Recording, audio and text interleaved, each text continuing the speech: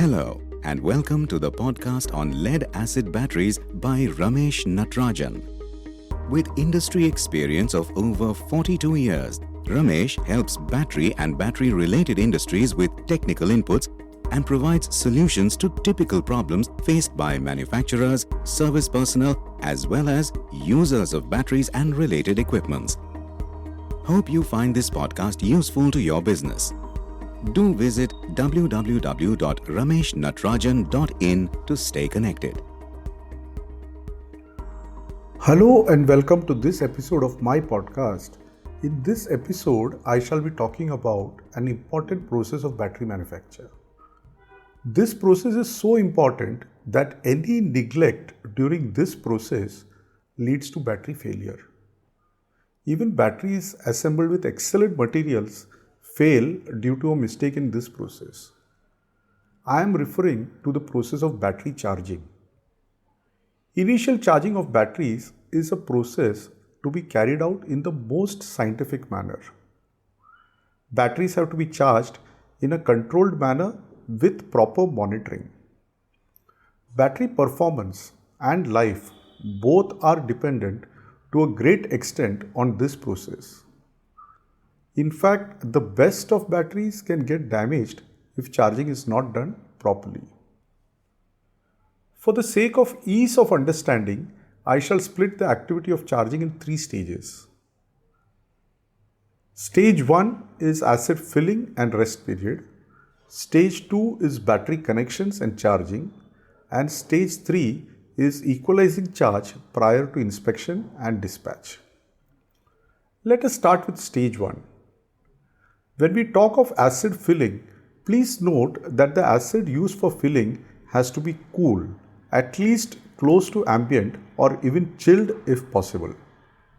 It must be properly mixed and the specific gravity has to be checked to be in line with the specified requirements. The specific gravity must be corrected with respect to the defined required temperature. The acid, of course, has to be battery grade as regards quality. The acid has to be necessarily stirred prior to use for filling. The cool acid must be filled to a uniform recommended level above the top of the plates.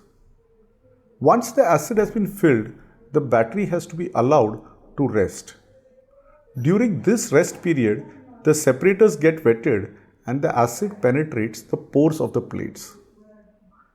An exothermic reaction at this stage raises the temperature of the acid. The rest period is required to allow this heated acid to cool. The rest period required is usually high for batteries assembled with unformed positives and unformed negative plates.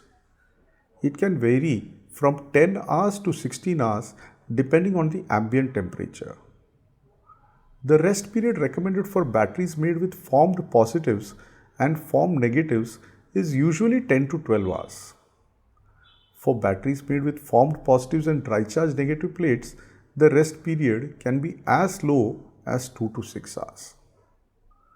These rest periods shall depend, of course, on the ambient temperatures and the filling acid temperature.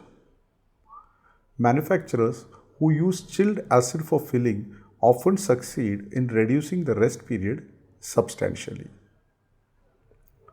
Next we go to stage 2. By the time the acid filled in the cells cool down, the operator can do the battery interconnections. This is done using cables with nuts and bolts or cables having solid lead molded connectors. At times, lead sticks are tack welded to the battery terminals. Though I have considered the interconnections as an operation carried out in stage 2, I have noticed that some manufacturers prefer doing it in stage 1 before filling acid into the cells.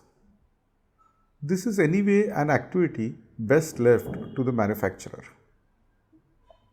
The connections after connecting the cables have to be, however, checked for tightness and correctness of polarity. The batteries are usually connected in series, though they can also be connected in parallel or series parallel too. Once the connections are done and the defined rest period is over, the batteries filled with acid may be connected to the charger.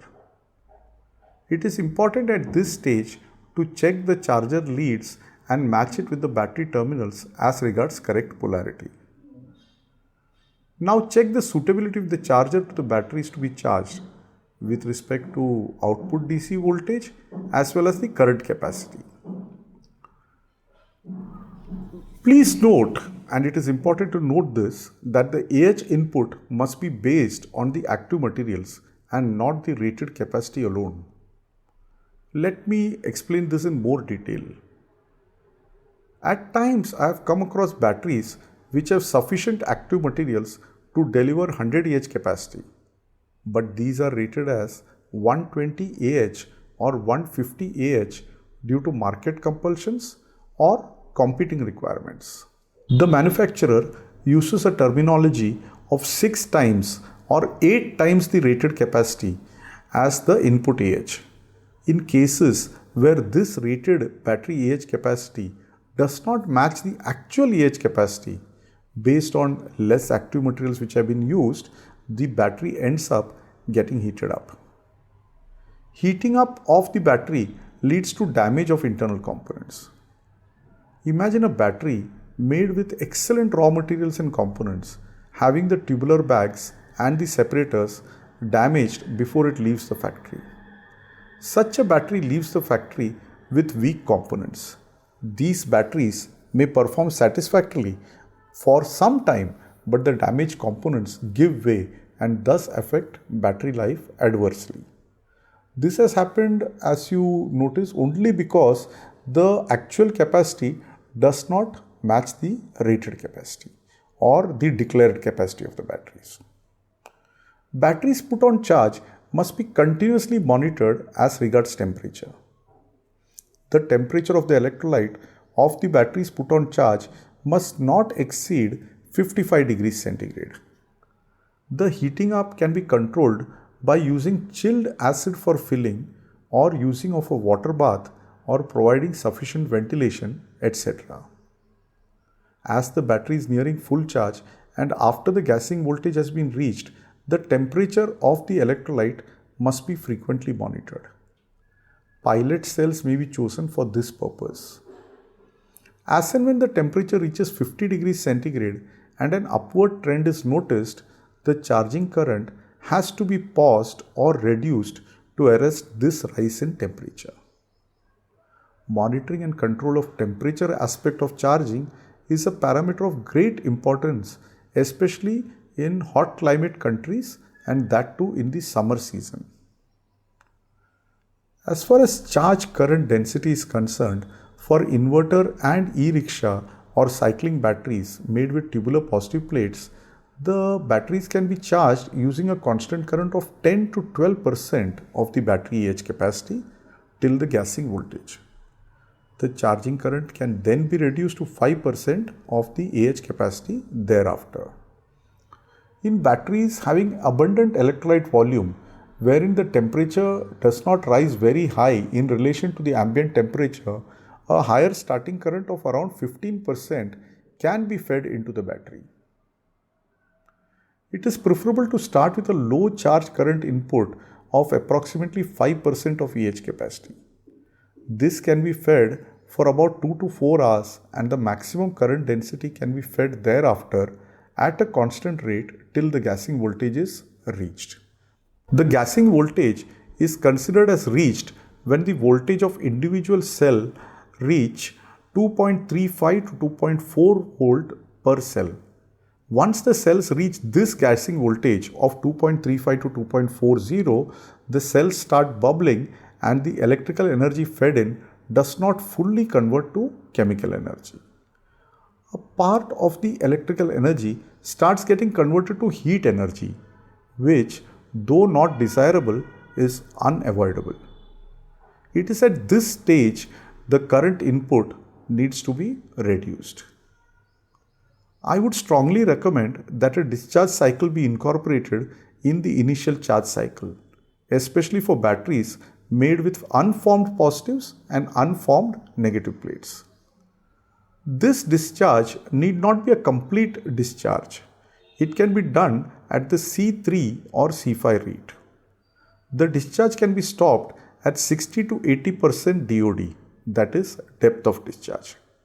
The battery may then be recharged for equalization prior to dispatch. During the period of equalization charge, adjust the specific gravity with respect to temperature correction. This is very, very important. More so for e-rickshaw batteries which are cycling batteries. In the case of inverter batteries, wherein you may be needing a final specific gravity of 1.240 at 30 degrees centigrade, if measured gravity is 1.240 at a temperature measured as 46 degrees centigrade, then you need to adjust the specific gravity to 1.229.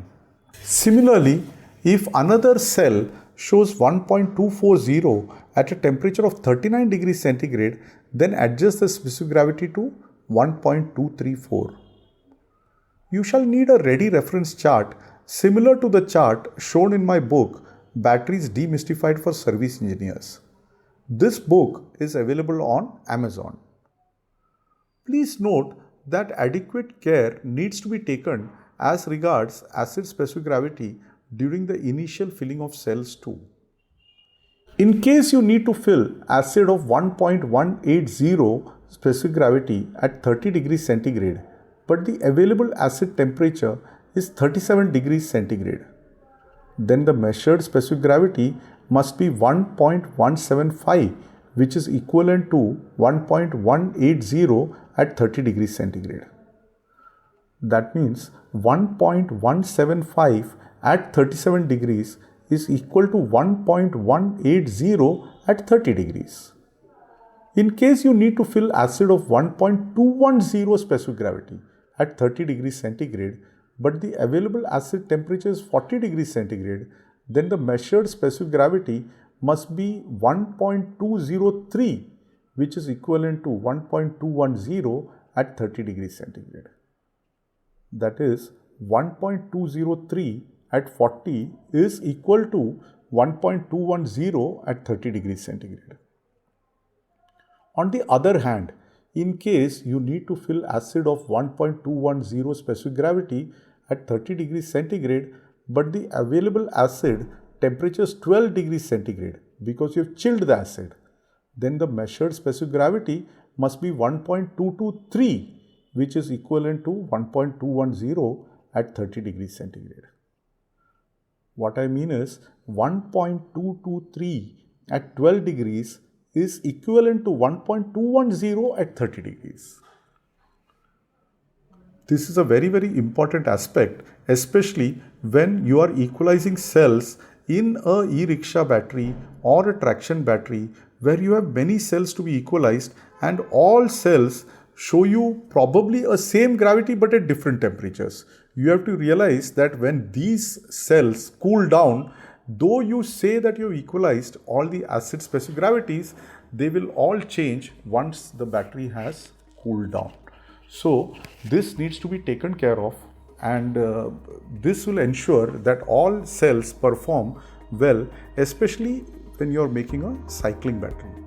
I do hope that I have clarified the various points as regards initial charging of batteries, and look forward to your comments and suggestions pertaining to this episode of my podcast. Thank you very much. Please do visit www.rameshnatrajan.in. Keep yourself updated about our new releases by hitting the subscribe button.